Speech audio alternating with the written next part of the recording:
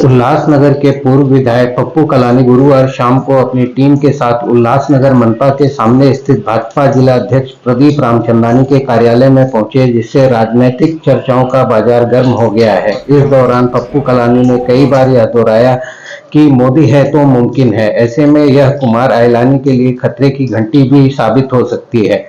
हालांकि प्रदीप रामचंदानी ने इसे एक शिष्टाचार मुलाकात बताया, लेकिन जनता इसके कुछ और मायने निकाल रही है और दाल में कुछ काला नजर आ रहा है। इस मुलाकात के यह मायने निकाले जा रहे हैं कि आने वाले विधानसभा की तैयारी शुरू हो चुकी है और पप्पू कलानी अगर राष्ट्रवादी कांग्रेस शरद पवार से टिकट नहीं पाते हैं तो वह भाजपा से चुनाव लड़ सकते हैं। ऐसे में कुमार आइलानी के लिए मुश्किल की घड़ी शुरू हो जाएगी। इस दौरान जमनू पुरसवानी, प्रदीप रामचंदानी, टीओके के मनोज लासी, शिवाजी रगड़े आज लोग मौजूद थे। आने वाले विधानसभा चुनाव में ऊंट किस करवट बैठेगा, यह भविष्य के गर्त में है। वहीं भाजपा का आपसी मनमुटाव भी कुमार आइलानी के लिए एक मुश्किल साबित हो सकता है। इस संबंध में प्रदीप रामचंदानी ने क्या कहा, आइए जानते हैं। मुझे मनोज लासी जी का फोन आया, कहा आप कहाँ हो, तो मैंने बोला मैं अपने कार्यालय में उपस्थित हूँ। तो उन्होंने बोला पप्पू कलानी जी से बात करिए। उन्होंने बोला कहाँ हो, मैंने बोला मैं अपने कार्यालय में हूँ। तो मैं बोला आ रहा हूँ मैं आपके कार्यालय। शिष्टाचार का मुद्दा है।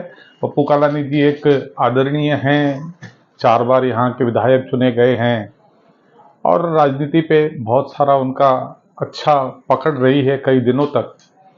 तो यहाँ पर आए, उन्होंने बोला बस एक शिष्टाचार है, आपस में राजनीति में हम प्रतिद्वंद्वी हो सकते हैं, शत्रु नहीं है, एक दूसरे से संवाद बना रहना चाहिए। और इस विचार की भारतीय जनता पार्टी भी है। लोग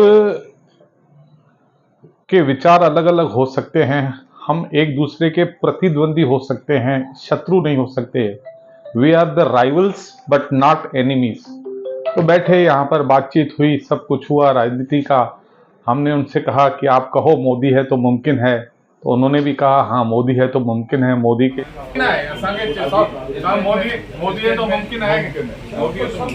प्रति उनकी भी बहुत अच्छी सद्भावनाएं दिखाई। कुल मिलाकर राजनीति की बात नहीं थी, एक शिष्टाचार की बात थी। वो वरिष्ठ है, मेरे ऑफिस में आए, हम बैठे, कुछ देर गप्पा मारा और इससे ज्यादा तो कुछ नहीं था।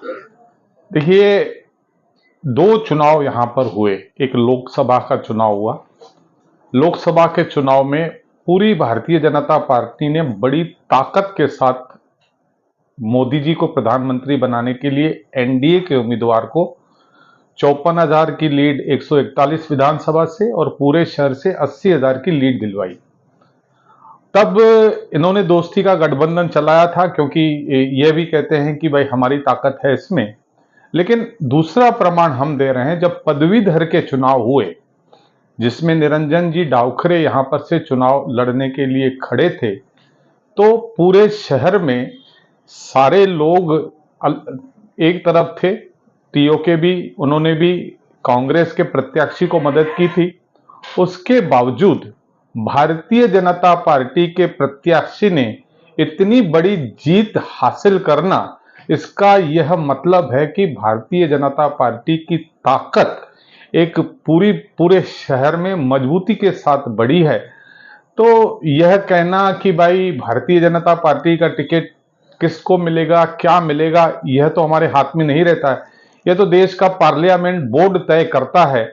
और इस बारे में यह कहना कि भाई किसको टिकट मिलेगी, यह अब कहना बहुत जल्दबाजी होगी। तो ये ऐसा माना जा सकता है कि आने वाले दिनों में कालानी बीजेपी का दामन थाम सकते हैं।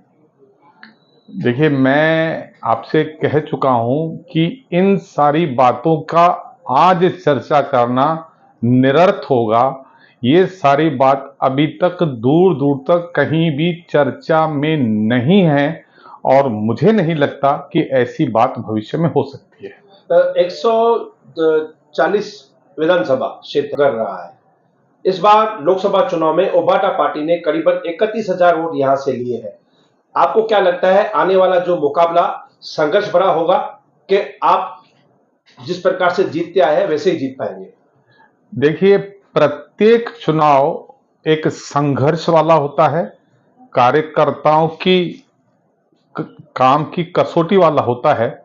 इसीलिए हम मानते हैं कि 31,000 वोट जिस तरह से उबाटा ने लिए हैं, तो हम इस चुनाव को बहुत ही गंभीरता से लेंगे और हम मानते हैं कि बहुत संघर्षपूर्ण वाला ये चुनाव होगा और उसके लिए हमारे कार्यकर्ता तैयार हैं।